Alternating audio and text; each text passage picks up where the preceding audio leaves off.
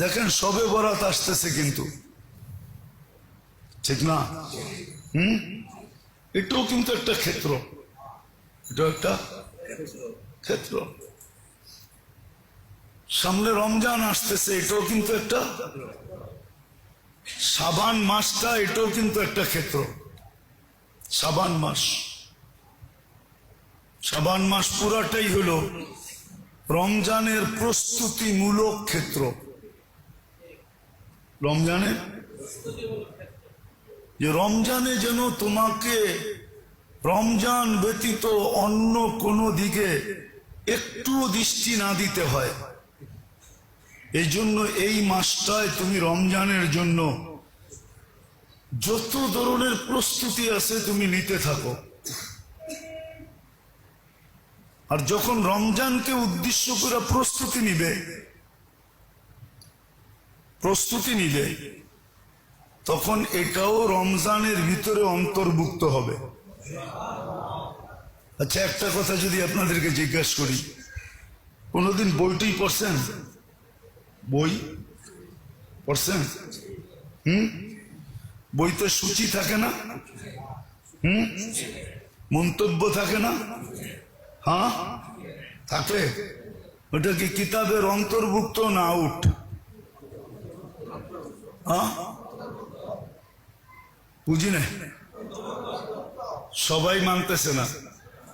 অন্তর্ভুক্ত? হ্যাঁ, ঠিক রমজানের জন্য যে আমি শাবানে প্রস্তুতি নিব, এটাও রমজানের অন্তর্ভুক্ত। এটাও রমজানের অন্তর্ভুক্ত। জানি না যুক্তিটা বুঝে আসলো কি আসলো না। কি এটা রমজানের অন্তর্ভুক্ত? রমজানের অন্তর্ভুক্ত। আফসোস তো এখানেই যে সমস্ত বাজার সাজার বেচা কিনা সব আমরা রমজানের জন্য রেখে দিই।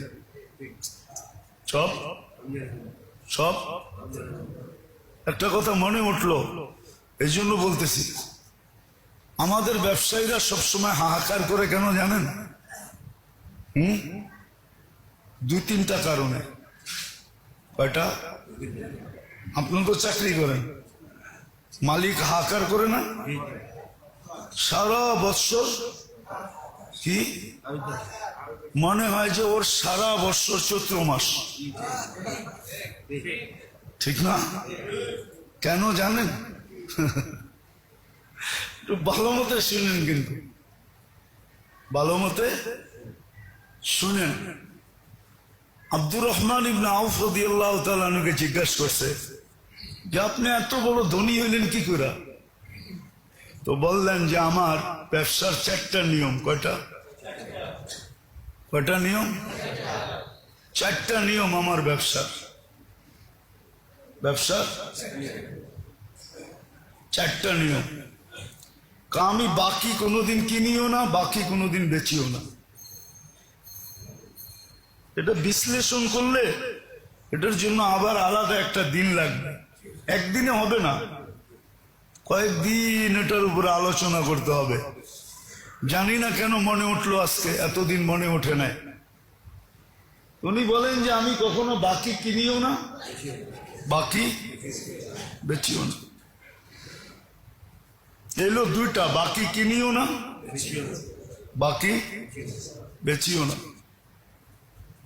নগদ কিনি, নগদ বেচি। আমার এখানে বাকির কোনো সিস্টেম নেই। না, বাকি যদি আপনি বেচে নেন তা আপনি ওর লাভ করলেন না, নিজেরও ক্ষতি করলেন, ওরও ক্ষতি করলেন, ওরও ক্ষতি করলেন। কেন জানেন? কেননা আল্লাহ রসুল সব জানাজা পড়াইতেন, কিন্তু করজ থাকলে পড়াইতেন না। করজ থাকলে পড়াইতেন না, কখনো পড়াইতেন না। হ্যাঁ, যদি কেউ দায়িত্ব নিয়ে নিত জোর করজ আমি আদায় করে দিব, তখন পড়াইতেন, নাইলে পড়াইতেন না।